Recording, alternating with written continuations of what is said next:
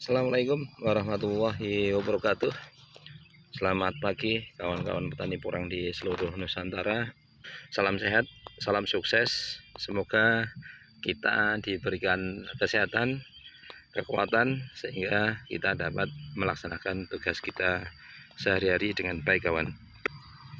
Tetesan-tetesan dari sisa air hujan ini masih nampak di dedaunan porang kita, kawan. Daunnya pun nampak hijau, pendek, keker. Beberapa tanaman juga sudah menunjukkan tunas susulan berikutnya yang batangnya terlihat lebih besar sekali dibanding dari tunas awalnya. Oleh karenanya ini tanaman yang usianya adalah kurang lebih hampir 2 bulan, kawan. Ya, kita tanam dulu di bulan November awal menjelang pertengahan. Kemudian saat ini sudah di penghujung bulan Desember, atau bisa dikatakan saat ini tanggal 30 Desember. Nah, di bulan Desember ini tentunya ada beberapa kawan petani porang yang ingin mencoba menanam tanaman porang. Kemarin ada juga yang WA, masih punya bibit enggak, masih punya katak enggak. Kalau saya sendiri berarti stop ya suplai untuk katak itu, yaitu di akhir bulan November kemarin. Harapannya adalah agar kawan-kawan petani porang juga menghentikan proses penanaman terutama di areal Jawa.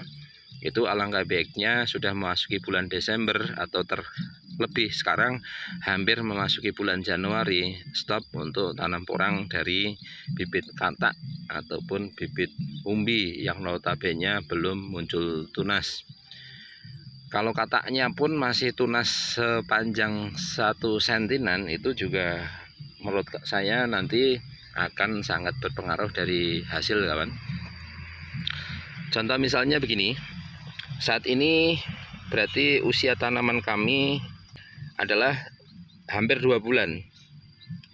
Batang pertama sudah terbentuk, tunas kedua atau batang kedua juga sudah terbentuk. Kalau kawan-kawan saat ini mulai tanam dari katak, maka nanti kita asumsikan bahwa di bulan Februari akhir itu baru akan muncul tunas susulan kedua seperti ini. Di bulan Februari paling tidak tanaman kami itu sudah muncul tunas keempat. Batangnya mungkin barangkali besarannya, kalau ini tunas keduanya sebesar ini, nanti tunas ketiganya paling tidak sebesar jempol ini, tunas keempatnya paling tidak hampir 1 jempol kaki. Nah, sehingga nanti di bulan Februari itu tanaman porang yang saat ini baru ditanam dari katak itu akan memunculkan tunas susulan seperti ini, sedangkan tanaman kami sudah munculkan tunas keempat. Nah, kemudian di bulan Aprilnya nanti baru muncul tunas ketiga. Kami sudah paling tidak muncul tunas yang terakhir kelima. Sehingga notabene nanti yang terjadi adalah ketika tanaman porang kami menghasilkan, contoh misalnya ya, umbi adalah 1 genggam ini dengan berat contoh misalnya kita anggap 2 on, maka tanaman porang yang ditanam saat ini dengan biaya yang sama, artinya dengan biaya yang sama itu ya pembelian bibitnya tentu saat ini di pasaran karena sudah langka lebih relatif mahal dibandingkan di bulan Oktober kemarin. Kemudian yang kedua, ketika proses olah lahan, kemudian barangkali diberi mulsa, pemberian pupuk dasar, kemudian proses tanam, itu kan biayanya sama dengan yang kami tanam di bulan awal November ini.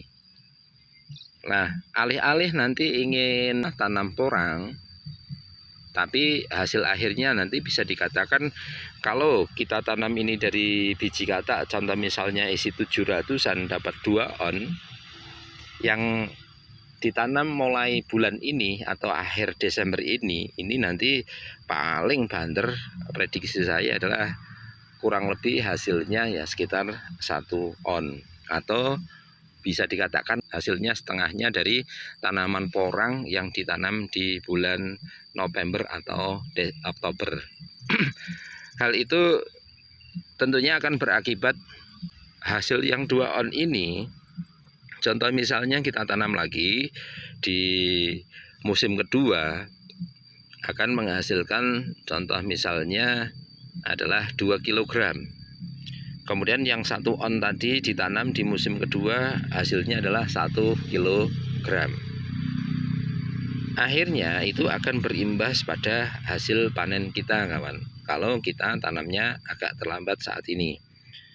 Yang terjadi bahwa nanti waktu panen 2 musim, contoh misalnya dalam satu lahan ini anggap saja ada 50.000 tanaman kali 2 kilo, kita dapat 100 ton.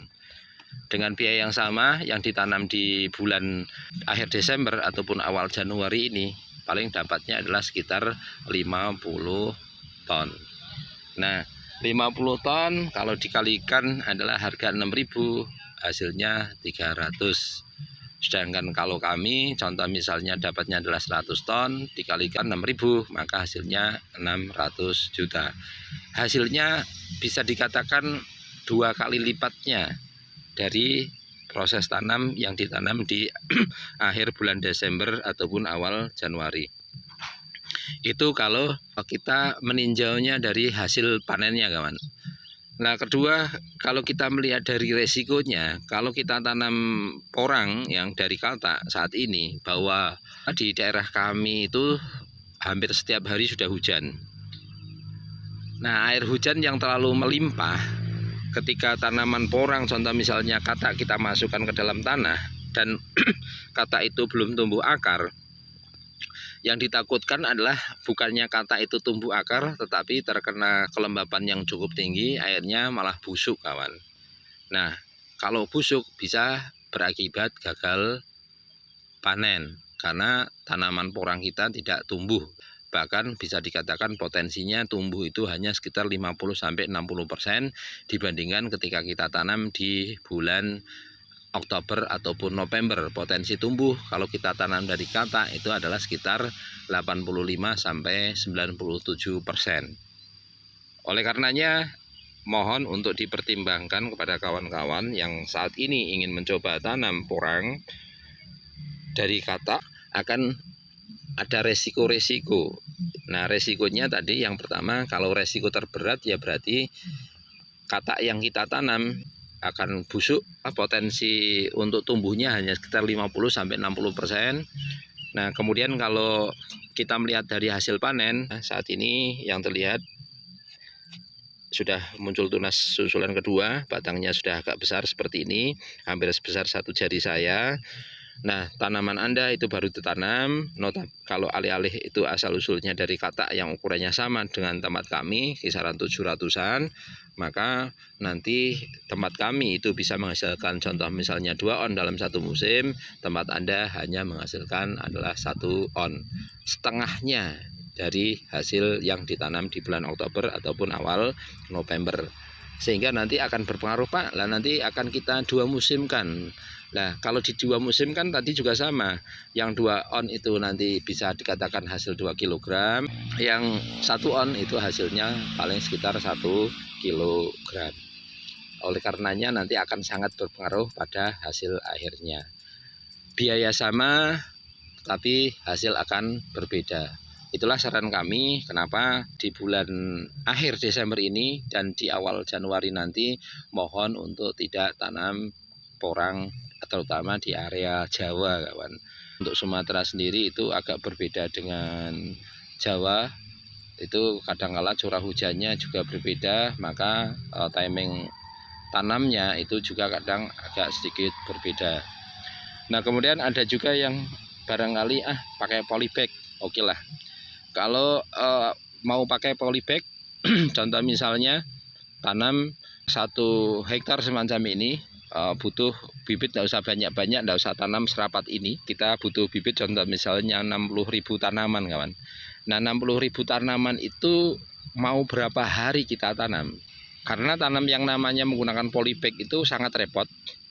Kemudian kita juga harus memperhatikan polybag itu asal-usulnya dari mana.